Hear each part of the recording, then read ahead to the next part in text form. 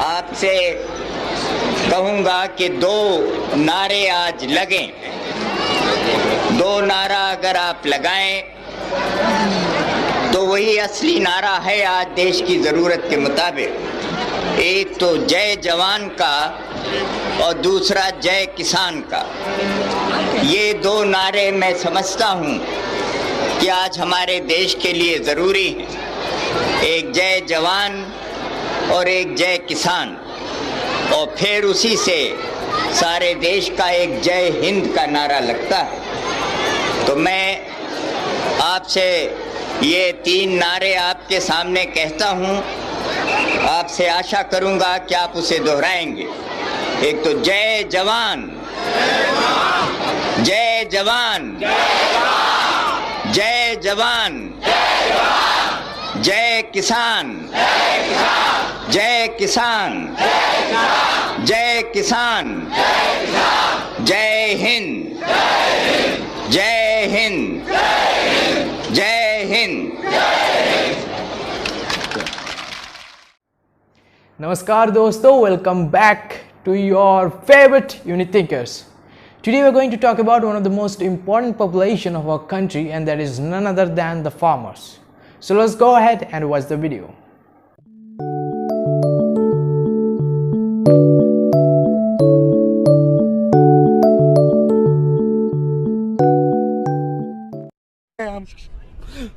₹8 kilo प्याज बेचा है 4 दिन से खेत में बारिश में प्याज निकाला है।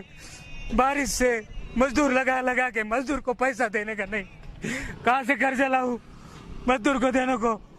क्या खिलाऊं, क्या ले लूं, घर को क्या खाने को लेके जाऊं, बेटों को क्या खिलाऊं? सरकार को ये ध्यान है क्या? अभी आते सरकार बनाने के मजदूर हो गए। वह सरकार बनाने के लिए या किसान की क्या चल रही हालत तुमको मालूम है महाराष्ट्र के? एक किसान जो हमारे देश में सबसे ज़्यादा मेहनत करता है ताकि देश के लोगों को भूख से परेशानी ना हो, so that no one will go to bed with an empty stomach. और उसी के बदले में वो किसान सिर्फ एक साधारण जीवन व्यतीत करने की मांग करता है, so that his daily needs will be fulfilled. But our government is failed to do even the small thing for the last many years.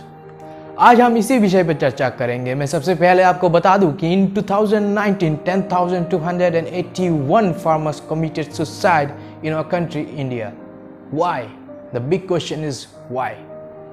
आखिर क्या वो रीज़न है जिसके वजह से जो इंसान बरसों से हमारा पेट भरते आ रहा है, एक दिन ऐसा आता है कि उसी के पेट में खाना नहीं होता? आखिर क्या वो रीज़न है जिसके वजह से बरसों से हमारे देश के किसान अपने आप को मारने के लिए मजबूर हो रहे हैं? This is a very serious issue. You need to understand this. सबसे पहले जब एक किसान फार्मिंग शुरू करता है तब उसकी पहली नेसेसिटी होती है इन्वेस्टमेंट। आखिर एक गांव का एक गरीब किसान कहाँ जाएगा इन्वेस्टमेंट के लिए, कहाँ जाएगा पैसे के लिए? Even if he goes to a bank doesn't provide him with a loan because of a very simple reason, and that is he doesn't have a collateral. उसके पास कोई collateral नहीं होता है, इसलिए बैंक उसे लोन नहीं देता है। हमारे देश में बैंक्स नीरव मोदी और विजय माल्या जैसे फ्रॉड्स को 400 करोड़ तक की लोन दे सकते हैं, लेकिन एक मजबूर फार्मर को 4 लाख तक की भी लोन नहीं मिलती है। This is the reality. Anyways, कोई रास्ता ना होने के कारण फिर फार्मर्स जाते हैं लोकल मनी लेंडर्स के पास, जहाँ पे रेट ऑफ इंटरेस्ट बहुत ज़्यादा होता है, और वहीं पे वो सर्कल ऑफ लोन्स में फंस जाते हैं। आपको याद होगा कि 2019 में नवंबर के टाइम में प्याज का भाव बहुत ज़्यादा बढ़ गया था। इन दिल्ली इट वॉज ₹100 पर केजी। आपको क्या लगता है 100 रुपये में से फार्मर को, एक किसान को कितना मिला होगा? इट वॉज जस्ट ₹8 पर KG that a farmer got. आखिर ये कैसे हो रहा है? जो प्याज फार्मर से ₹8 में खरीदा जा रहा है वो आपके घर तक पहुंचते पहुंचते 100 रुपये कैसे हो रहा है? बीच का ₹92 कहाँ जा रहा है? That is the biggest question. I will tell you how it's done. जब एक किसान अपना फसल उगा लेता है उसके सामने सबसे बड़ी प्रॉब्लम होती है स्टोरेज। 90% इंडियन फार्मर्स के पास अपना स्टोरेज एरिया नहीं है। इसके वजह से फोर्सफुली उनको अपना प्रोडक्ट लोकल वेंडर्स को बेचना पड़ता है, and this local vendors are also known as the middle man.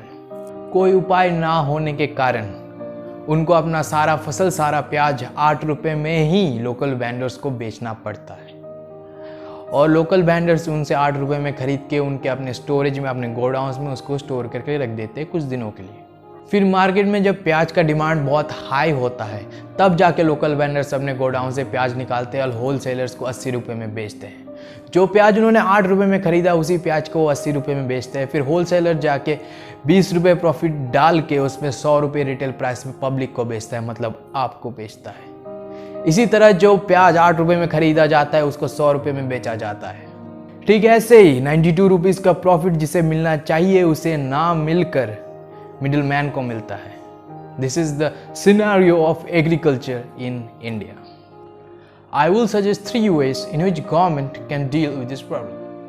First of all, government should try building proper storage areas for farmers so that they can store their products after the farming is done, ताकि उनको forcefully local vendors को अपना product ना बेचना पड़े। Secondly, government को किसानों का प्रोडक्ट डायरेक्टली उनसे खरीदना पड़ेगा so that the middleman concept should be eliminated completely with proper guidance. And lastly, there should be proper financial guiding authority for the farmers, जो हमारे देश के किसानों को मार्केट के फाइनेंशियल कंडीशंस के बारे में इजीली समझा सके, ताकि हमारे देश के किसान लोन ट्रैप में ना फंसें और हमारे देश के किसान एक हंसी खुशी और खुशहाल ज़िंदगी व्यतीत कर सके। That's all. आशा करता हूँ कि आप सब इस वीडियो को ज़्यादा से ज़्यादा शेयर करेंगे ताकि इस इशू को एक नेशनल इम्पोर्टेंस मिल सके और हमारे देश के किसानों की ज़िंदगी बदल सके। धन्यवाद। जय हिंद, जय भारत।